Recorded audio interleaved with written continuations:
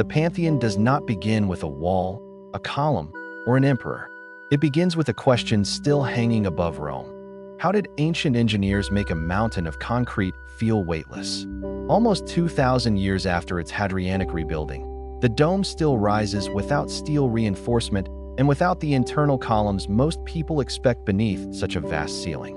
From the outside, the building seems almost impossible to read, a classical temple front hiding a circular world behind it, as if Rome placed a secret sphere inside stone. The mystery is not only that the dome was enormous. The mystery is that it endured fire, weather, repairs, religious transformation, and centuries of human disbelief.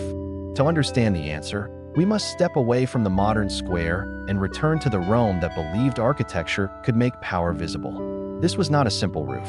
It was a controlled experiment in gravity, pressure, weight, material, and geometry, built at a scale that still feels dangerously bold.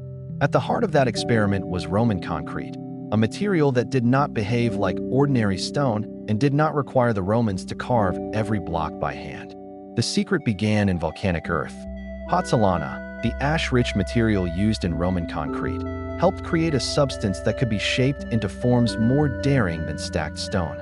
With concrete, Roman builders could cast mass into temporary wooden formwork, shaping a continuous shell instead of relying only on carved blocks fitted one by one. But concrete alone did not solve the danger. A dome is not passive. Every part of it pushes downward, outward, and into the walls that dare to hold it. If that outward force was not controlled, the dome would split its own supports apart. The Pantheon survived because its builders treated weight as something to be redirected.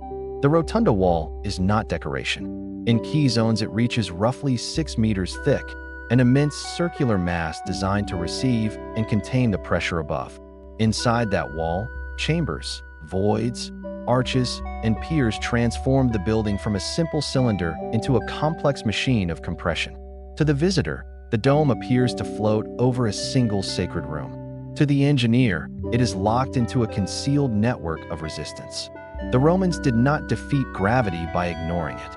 They gave gravity a path, down through the dome, into the drum, through arches, and into massive foundations. Every ancient builder knew the cruel truth. The higher a dome rises, the more dangerous its weight becomes. The Pantheon answered by becoming lighter as it climbed. At the base, where pressure was greatest, the concrete used heavier aggregate.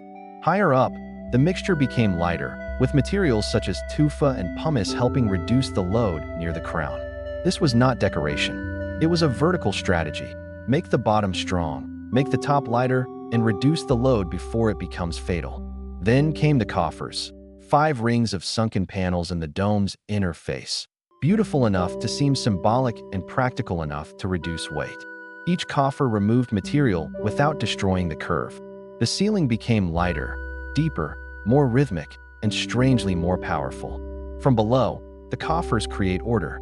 From inside the structure, they reveal calculation, a pattern where beauty and survival are the same decision. At the summit, the Romans made their boldest choice. Instead of closing the dome, they left it open, a circular eye at the crown. The oculus is not merely a window. It reduces weight at the crown and turns absence into structural intelligence. Light falls through it like a moving instrument. Across the hours, the sun does what no carved ornament could do. It makes the building breathe. Rain also enters. The floor receives it through hidden drainage, reminding us that the Pantheon is not sealed against nature. It negotiates with it.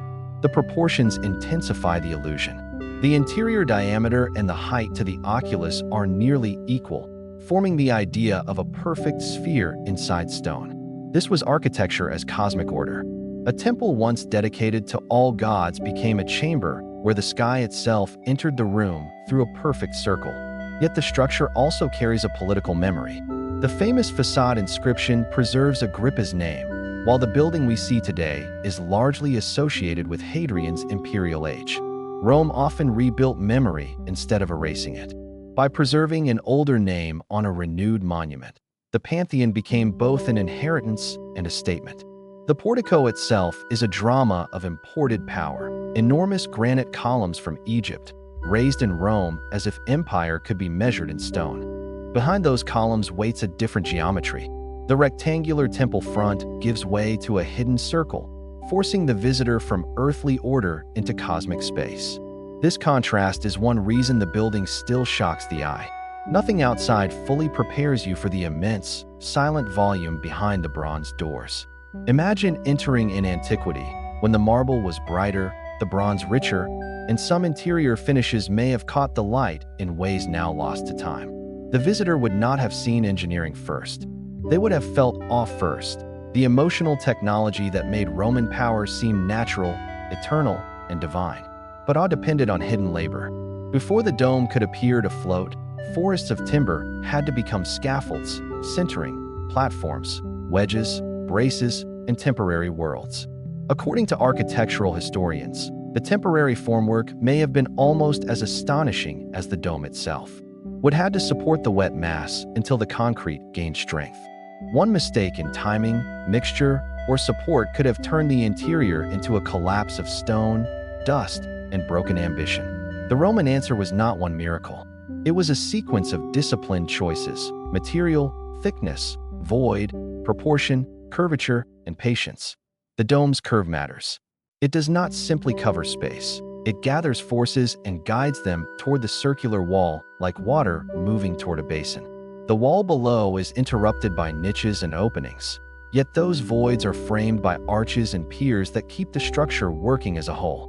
To a casual eye, these recesses are ornamental. To the building, they are part of a deeper negotiation between emptiness and load. The Pantheon teaches a Roman principle repeated across aqueducts, baths, basilicas, and amphitheaters. An arch is not decoration. It is a way to guide weight. And here, the arch becomes a complete curved shell.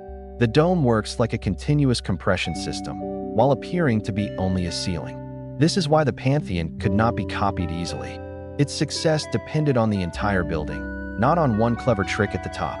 Even the heavy drum outside, often ignored by the eye, is essential. It is the quiet counterforce behind the spectacular open room inside. The dome feels weightless because the parts that make it heavy are concealed, absorbed, or transformed into rhythm, shadow, and sacred proportion. That balance was not guaranteed forever. Rome changed around the Pantheon. Empires fractured, rituals changed, and ancient buildings were stripped, burned, or forgotten. Many Roman monuments became quarries for later generations. The Pantheon survived in part because it remained useful, sacred, and protected by a new identity. In 609, it became Santa Maria ad Martyrs. The ancient monument entered Christian time, and continuous use became a form of preservation. This transformation did not erase the engineering. It protected the room where Roman concrete, imperial ambition, and sacred imagination had already fused. Centuries later, architects would stand beneath the dome and measure it not just with instruments, but with envy. The building became a teacher across Europe. Later builders, from Renaissance architects to designers of great civic domes, inherited a question Rome had already answered. How can a dome command space without crushing it? The answer is visible in the ceiling's silence. No exposed ribs shout for attention. No forest of columns interrupts the center. The void is the masterpiece. Modern engineers can calculate stresses the Romans never described in our technical language. But calculation alone does not explain the confidence to build it first. That confidence came from a civilization that had learned to pour vaults over baths, span rivers with arches, and turn infrastructure into empire. The Pantheon was not an isolated genius. It was the summit of a culture obsessed with controlling space, water, road, ceremony, and memory. Still, the Pantheon feels different. Most monuments point upward. This one opens upward, framing the sky as if heaven were part of the structure. The oculus turns weather into ceremony. Sun, cloud, rain, and night all pass through the same opening, making the dome alive without moving. This is why the structure still holds attention. It is technical, but not cold, mathematical, but not lifeless, monumental, but strangely intimate. Every surface contributes to the spell: the rough, ancient concrete, the polished marble floor, the granite columns, and the dark bronze memory of the doors. To build the dome, the Romans needed matter. To make it unforgettable, they needed emptiness, the open center, the missing crown, the silent heir. The building is a paradox. The largest thing inside it is not concrete, stone, or marble. It is the space those materials dared to enclose. When people ask how the dome stands, they often look only at the ceiling.